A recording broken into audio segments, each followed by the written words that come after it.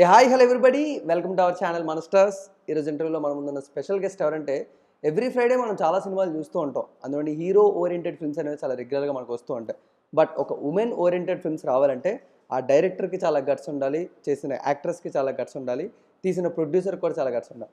మరి అలాంటి సినిమా మన ఆడియన్స్గా మనం కూడా చూస్తుంటే ఒక డిఫరెంట్ ఎక్స్పీరియన్స్ తప్పకుండా వస్తూ ఉంటుంది.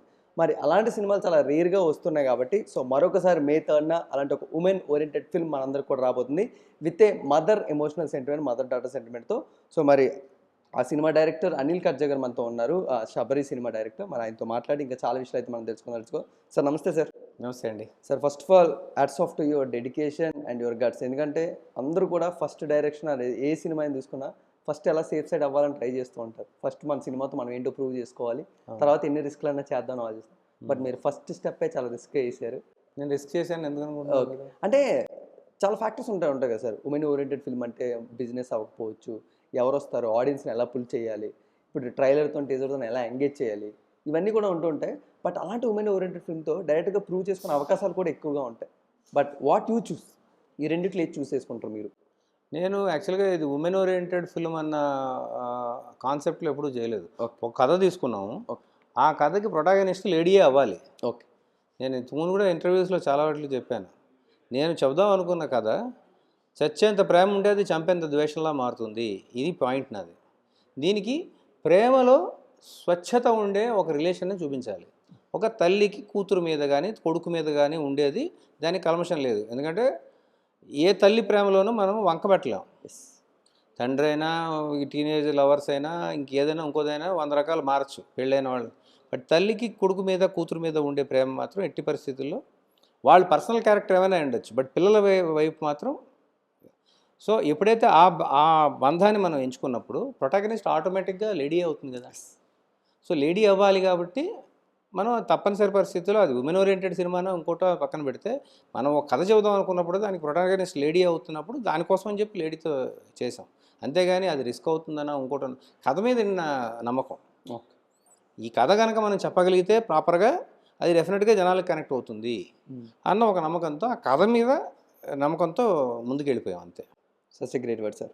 బట్ వరలక్ష్మి గారికి క్రాక్ సినిమా ఆ షూటింగ్ చేస్తున్నప్పుడు మీరు ఈ స్టోరీ చెప్పడం జరిగింది. బట్ అది అప్పటి నుంచి ఇక్కడ వరకు ఇలా వచ్చి చాలా చాలా డిస్కషన్స్ అయ్యి ఉంటారు.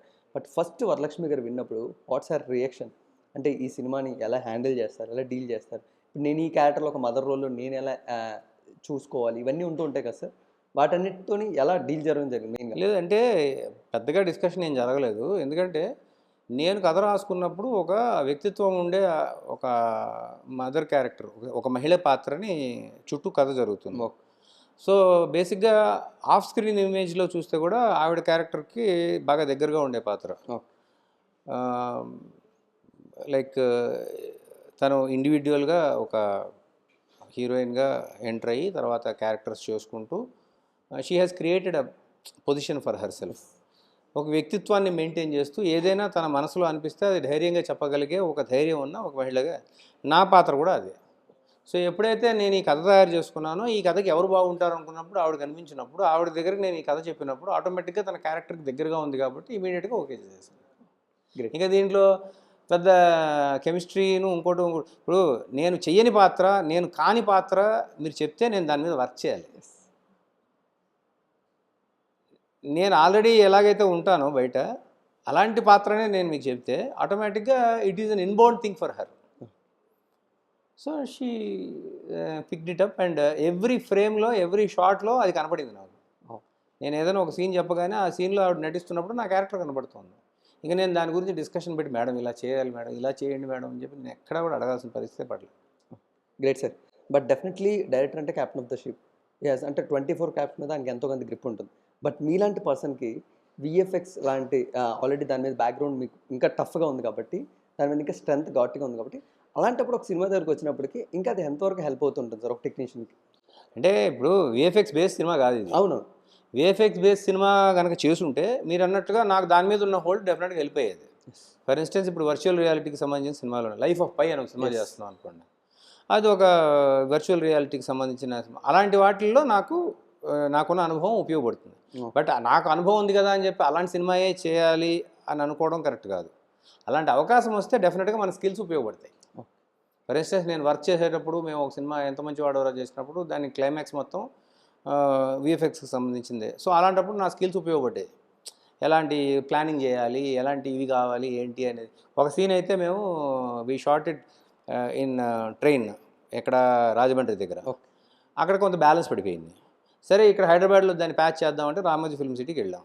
రామోజీ ఫిల్మ్ సిటీలో ఆ రోజుల్లో మేము ఎప్పుడైతే మాకు డేట్లు దొరికాయో ఆ రోజుల్లో ఆర్ఎఫ్సిలో మన సర్లేరు నీకెవరు షూటింగ్ జరుగుతుంది ఓకే. రైల్వే స్టేషన్లో. సేమ్. మాకు లేవు, డేట్లు లేవు, మేము చేయడానికి వీల్లేదు అన్నారు వాళ్ళు. అది పెద్ద సినిమా కదా.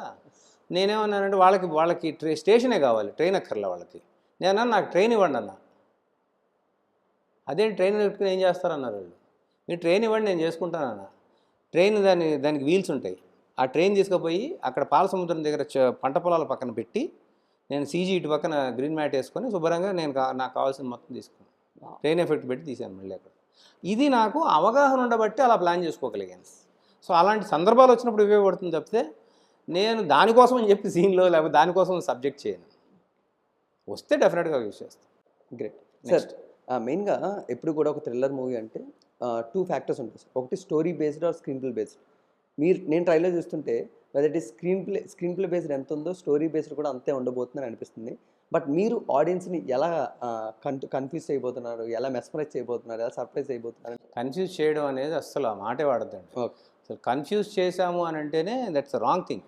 ఎందుకంటే మనం we are trying to cheat them. Yes. ఎప్పుడు ఆడిటోరియంని చీట్ చేయాలని అనుకున్నవాడు ఈ రోజు దాకా బతికి బట్టగట్టిన సందర్భాలు లేవు. అందరూ షెడ్కి వెళ్ళిపోయిన వాళ్ళే.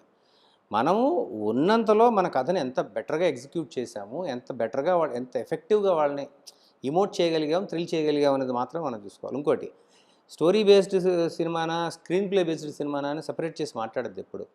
స్టోరీలో ఒక భాగమే స్క్రీన్ ప్లే. ఒక స్టోరీని నెరేట్ చేసే విధానమే స్క్రీన్ ప్లే. అంతేగాని స్టోరీ బేస్డ్ అంటే ఒక స్టోరీ బేస్డ్ సపరేట్గా ఎప్పుడు ఉండదు. ఎంత చెత్త స్టోరీ అయినా, ఎంత మంచి స్టోరీ అయినా దానికి ఒక స్క్రీన్ ప్లే ఉంటుంది. అది మంచి స్క్రీన్ ప్లేనా చెడ్డ స్క్రీన్ ప్లేనా అనేది అది వేరే విషయం. బట్ ప్రతి స్టోరీలోనూ ఒక స్క్రీన్ ప్లే ఉంటుంది. కేవలం స్క్రీన్ ప్లేతో మనం సినిమా చెప్పలేం. దానికంటే ఒక స్టోరీ కావాలి. సో అలా ఆ రెండింటిని విడదీసి చెప్పలేం. బట్ దీంట్లో బేసిక్గా ఒక ఎమోషనల్ స్టోరీ ఎంచుకొని దాన్ని చెప్పే విధానంలో కొంత గమ్మత్తు చేయడం జరిగింది, కొంత జిమ్మిక్ చేయడం జరిగింది. జరగడం వల్ల మీకు చూసేటప్పుడు ప్రెడిక్టబిలిటీ ఉండదు ఓకే అని అనుకుంటున్నాం. ఇప్పుడు రేపు పొద్దున ఆడిటోరియం నాకంటే తెలియగలదు అనుకోండి, చూసి ఆ బొంగులేరా నువ్వు చెప్పింది అంటే మాకు తెలుసులేరా మ్యాటర్ ఓవర్. సో ఆడియన్స్ ఇప్పుడు ఎలా ఉన్నారంటారు సార్? ఆడిటోరియం ముందే గెస్ట్ చేస్తున్నట్టే ఉన్నారు ఆడియన్స్. డైరెక్టర్స్ ఇంకా దానికన్నా ఒక స్టెప్ హెడ్ ఎక్కువ ఉండాలి. ఎస్. ఇంకెక్కువ ఉండాలి. అసలు ఆడిటోరియం ఎలా ఆలోచిస్తుందో దాన్ని మించి ఇప్పుడు ఒక మలయాళీ సినిమాల్లోనే they are able to come out with films which can like, అంటే I'm not undermining anybody, but ఈ మధ్య కాలంలో నేను చూసిన సినిమాల్లో some of very beautiful films. అసలు వాళ్ళు ఏమాత్రం మనం ఎక్స్పెక్ట్ చేయని విధంగా స్క్రీన్ ప్లేస్ చేస్తున్నారు వాళ్ళు. అది గ్రేట్ సార్. బట్ డెఫినెట్లీ ఎప్పుడు కూడా ఒక పని చేసే డైరెక్టర్ కొత్త జానర్లోకి వెళ్తే ఆడియన్స్కి ఇంట్రెస్టింగ్ ఉంటుంది. అలాగే ఎప్పుడు కూడా గోపి సుందర్ గారు మనందరికీ తెలుసు మంచి మెలోడీ మ్యూజిక్ అందిస్తుంటారు, ఆల్బమ్ హిట్స్ ఇస్తూ ఉంటారు. అలాంటి ఆయన ఒక థ్రిల్లర్ మ్యూజిక్ ఇస్తున్నారంటే డెఫినెట్లీ ఆడియన్స్ కూడా కొత్తగా ఉంటుంది. ఎలా మ్యూజిక్ ఇస్తారు, ఎలాంటి సాంగ్స్ ఇస్తారు. బట్ ఈ అప్రోచ్ అనేది ఫస్ట్ మీకు ఎక్కడ క్రాక్ అయింది సార్? గోపి సుందర్ గారు లాంటిది తీసుకొచ్చి థ్రిల్లర్ మ్యూజిక్ చేయించాలి, అందులో కూడా గోపి సుందర్ గారు అంటే బేసిక్గా ఏంటంటే మనం ఒక క్వశ్చన్ అడిగేటప్పుడు మనకున్న పరిమితమైన నాలెడ్జ్తోనే మనం మాట్లాడతాం. మీరు కూడా అలాగే అడుగుతున్నారు. నాకున్న నాలెడ్జ్ ఏంటంటే ఆయన excellent music director for thrillers movies. Already I have scene films. ప్రతి కొవ్వని కోడి అని ఒక సినిమా ఉంటుంది మలయాళంలో, మంజు వారియర్ గారు చేసిన సినిమా. అది వింటే మీరు అసలు ఏంటిది దీనికి వాడుకుంటున్నారు ఈయన చేయాల్సింది ఇది కదా అంటారు మీరు. అట్లాగే భూతకాలం అని ఒక సినిమా ఉంటుంది, సోనీ లైవ్లో ఉంటుంది, మీరు చూడండి. One of the best RR for thriller movies. అంటే దాంట్లో దాన్ని ఏమంటారు, థింకింగ్ మ్యూజిక్ డైరెక్టర్ ఆయన. ఓకే. అంటే చాలా థాట్ పెట్టి ఒక ప్లేస్లో మ్యూజిక్ పెట్టడం గొప్ప అయితే, ఒక చోట సైలెన్స్ పెట్టడమే రికార్డింగ్. అది తెలిసిన. సో అలా ఆయన యొక్క సినిమాలు ఇంతకుముందు చూశాను కాబట్టి ఆ జానరాలో ఆయన అద్భుతంగా చేయగలరని నమ్మకం ఉంది కాబట్టి, నా ప్రొడ్యూసర్ గారు కూడా ఆయన కావాలి అని చెప్పి మనం ఆయనతో వర్క్ చేద్దామని అన్నారు కాబట్టి, సో ఆయన చేయలేరు అనుకుని ఉంటే మేబీ నేను ప్రొడ్యూసర్ గారికి చెప్పేవాడిని ఆయన చేయలేరు అని చెప్పి. నేను I have seen his films. So okay sir, డెఫినెట్గా విల్ వర్క్ విత్ హిమ్ అన్నారు. We work. Great sir. Sir producer గారి గురించి వచ్చింది కాబట్టి is the first debutant and మీరు డెబ్యూటెంట్. ఇలాంటప్పుడు నాకు ఒక విషయం బాగా తెలుసుకోండి సార్, ఎందుకు బడ్జెట్స్ అనేవి పెరుగుతూ ఉంటాయని మెయిన్గా. ఎందుకంటే ముందు ఒక బడ్జెట్ అనుకుంటూ ఉంటాం, వెదర్ ఇట్ ఈస్ అంటే మనం చేసిన ప్రీ ప్రొడక్షన్ కొన్నిసార్లు మనం అనుకున్న దానికన్నా ఎక్కువ అవ్వడం వల్ల, లేకపోతే డేట్స్ ఇష్యూ, ఏది మెయిన్గా ఉంటుంది సార్? మీరు కూడా దాన్ని ఫేస్ చేసి బయటకు వచ్చారు కాబట్టి. అంటే ఏం లేదండి, అవి అవి కొన్ని కొన్ని మన చేతిలో లేని విషయాలు అవి బేసిక్గా. ఇప్పుడు వర్షం పడి మన షూటింగ్ మొదలెట్టిన తర్వాత వర్షం పడింది అనుకోండి, ఆ రోజు షూటింగ్ పోయినట్టే. సో అది దానికి మనం ఎవరూ బాధ్యులం కాదు, నేను బాధ్యుడు కాదు, మీరు బాధ్యుడు కాదు, ఎవరు కాదు. అలా కాకుండా ఇప్పుడు మనం ఒక ప్లేస్కి వెళ్తాం, ఒక ప్లేస్కి వెళ్ళినప్పుడు అక్కడ మనం ఇంత బడ్జెట్లో దాన్ని కంప్లీట్ చేసుకుందాం అనుకుంటాం. అక్కడికి వెళ్ళిన తర్వాత కొన్ని ప్రతికూల పరిస్థితులు ఏర్పడతాయి. అక్కడ మనం ఎవరైతే టెక్నీషియన్స్తో పనిచేస్తున్నామో ఆ టెక్నీషియన్స్, సరే వీళ్ళు వచ్చారు కదా, వీళ్ళని మనం ఎక్స్‌ప్లాయిట్ చేద్దాము, అలాంటి సిచ్యువేషన్స్ ఏమైనా జరిగితే, ఒకవేళ మనకి ఎక్స్పీరియన్స్ లేకపోతే కనుక కొన్నిసార్లు అలాంటివి జరుగుతాయి. సో అవి అవి చాలా మైనర్ థింగ్స్ అండి. అల్టిమేట్గా మన సినిమా యొక్క quality only it speaks for it.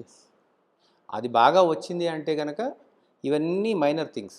రేపొద్దున ఇప్పుడు 'హనుమాన్' అనే సినిమా నాకు తెలిసిన పరిమిత జ్ఞానంలో, అది మరి ఎంతవరకు కరెక్ట్ ఫిగర్స్ నాకు తెలియదు కానీ ఒకటి అనుకున్నారు, దానికి 2.5 టైమ్స్ చేశారు. And they made 15 times of what they have invested, 15 or 20 times of what they have invested. I am not saying that every film will be like 'Hanuman' only. అన్ని సినిమాలు అలా అవుతాయని నేను అనను, but there have been a lot of instances like that. Eega start అయినప్పుడు budget వేరు, ఫైనల్గా అయినప్పుడు బడ్జెట్ వేరు. And look at the impact that it has left over this thing. So yes, మనం ఒక బడ్జెట్ అనుకోవాలి, ఆ బడ్జెట్ని మనం రీచ్ అవ్వడానికి ప్రయత్నించాలి. ఒక్కోసారి క్వాలిటీ పరంగా మనం పెరిగితే బాగుంటుంది, దీనివల్ల నమ్మకం పెరుగుతుంది అనుకున్నప్పుడు దాన్ని చేసి చూడటం అనేది, దానివల్ల మంచి ఫలితాలే వస్తాయి. కాకపోతే నమ్మాలి, నమ్మాలి, నమ్మకుండా చేయకూడదు. నమ్మకుండా చేస్తే దానివల్ల డిఫరెన్సెసే వస్తాయి, అంతే. Great sir. బట్ ఆడియన్గా మీరు ఎలాంటి సినిమాలు చూడడానికి ఇష్టపడుతూ ఉంటారు? డైరెక్టర్గా ఎలాంటి సినిమాలు ఇవ్వాలి అనుకుంటున్నారు? నేను ఇమోషనల్ ఫిల్మ్స్ చూడడానికి ఇష్టపడతాను. నా క్రాంతి మాధవ్ గారు చేసిన మళ్ళీ మళ్ళీ ఇది రాని రోజు కానీ, మణిరత్నం గారు చేసిన సినిమాలు మీకు తెలీదు, పగలు నిలవని ఒక సినిమా వచ్చి ఉంటుంది, స్టార్టింగ్ సినిమా. ఆయన మొట్టమొదటి సినిమా పల్లవి అని పల్లవి అయితే, రెండో సినిమా పగలు నిలవు.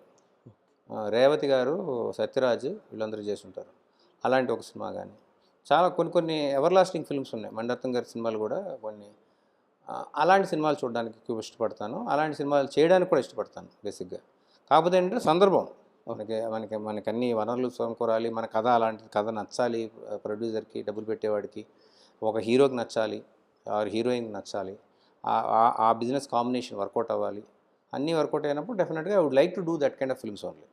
Great sir. మీరు పెద్ద పెద్ద ప్రొడక్షన్ బ్యానర్లతో వర్క్ చేశారు. అవునండి. పెద్ద పెద్ద డైరెక్టర్లతో వర్క్ చేశారు. అవునండి. అండ్ మీరు రాస్తున్నప్పుడు కూడా ఈ ఒక్క సబరీ స్టోరీ కాబట్టి మీ దగ్గర చాలా చాలా స్టోరీలు ఉంటూ ఉంటాయి. అవునండి. అండ్ ఈస్ దర్ ఎనీ అంటే ఒక మిడ్ రేంజ్ హీరోకి కానీ, ఒక బెస్ట్ ఇంకా నెక్స్ట్ వీళ్ళకి నేను చెప్పాలనుకుంటున్నాను ఏమైనా మంచి స్క్రిప్ట్స్ ఉన్నాయి? స్క్రిప్ట్స్ అయితే ఉన్నాయండి, బట్ ఎవరికి చెప్తాం ఏంటి అనేది, థింగ్స్ ఆర్ వెరీ రిలేటివ్ అండి నౌ డేస్. ఎలా ఉందంటే ఈ రోజు ఉన్న పరిస్థితి రేపు ఉండట్లేదు.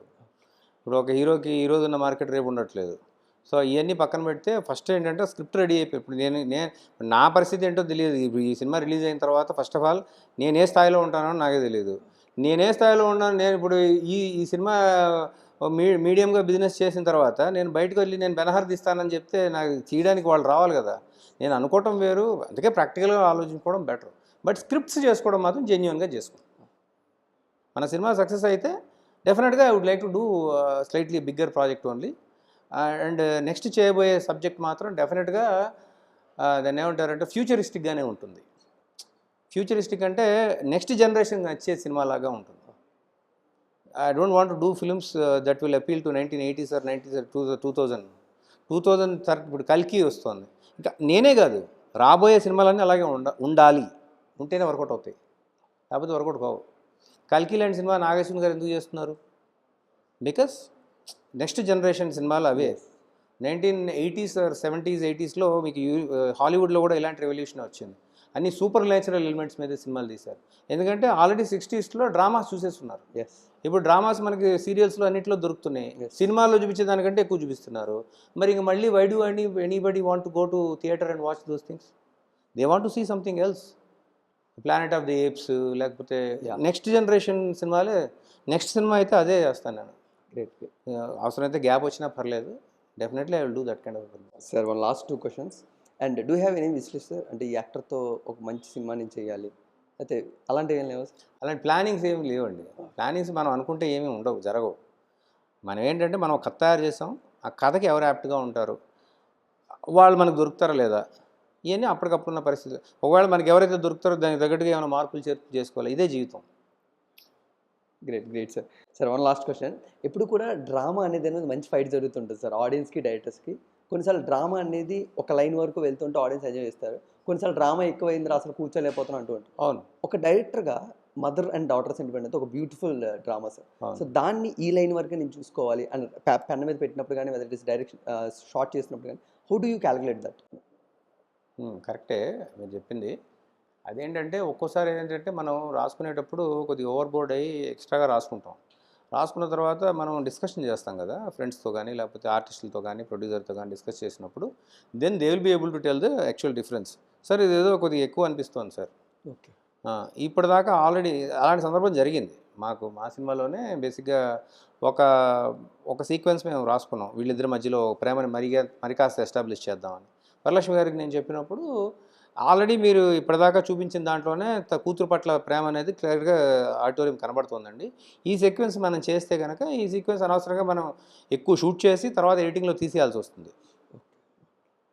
అనవసరంగా టైం వేస్ట్ అవుతుంది. దానికి బదులు ఇదే టైం వేరే చోట యూజ్ చేసుకున్నాం అని చెప్పడం జరిగింది. ఆ తర్వాత ఆ దృక్కోణంలో మనం ఆలోచించుంటాం అంతకుముందు. ఎందుకంటే మనం ఒక పాయింట్ ఆఫ్ వ్యూ ఆలోచిస్తుంటాం. ఒకడు ఎవడన్నా మనతో చెప్పినప్పుడే మనకి స్ట్రైక్ అవుతుంది. అప్పుడు ఆర్డర్లో చూసుకున్నప్పుడు అవును కదా కరెక్టే, ఈ ప్లేస్ మనం అనవసరం కావాలంటే దీని తర్వాత పెట్టుకుందాం షూట్.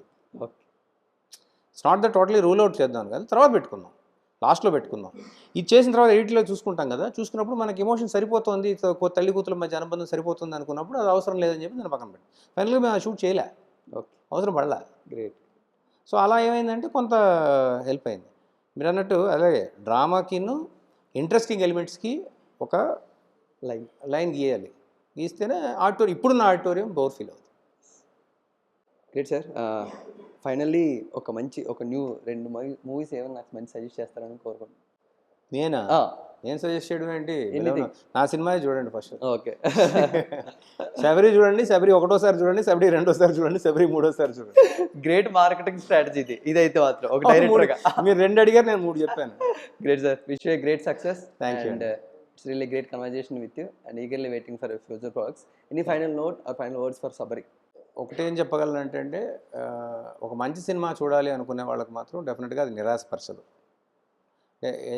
ఎటువంటి ఎక్స్పెక్టేషన్స్ లేకుండా ఇప్పుడు వరలక్ష్మి గారు ఇలా కనపడాలి, లేకపోతే ఈ సినిమా ఇలాగే ఉండాలి, ట్రైలర్ చూసాం కాబట్టి ఇది అసలు ఎంటర్ అయిన దగ్గర నుంచి నన్ను థ్రిల్ చేయాలి, ఇట్లాంటివి ఏం పెట్టుకోకుండా ఒక ప్లెయిన్ మైండ్తో మీరు సినిమాలోకి థియేటర్కి వెళ్తే మాత్రం డెఫినెట్గా మిమ్మల్ని అది ఎంటర్టైన్ చేస్తుంది, ఎమోట్ చేస్తుంది, మీకు కావాల్సిన ఒక ఫీలింగ్ని, ఒక థియేటర్కల్ ఎక్స్పీరియన్స్ ఇస్తుందని మాత్రం నేను ఖచ్చితంగా చెప్పగలను.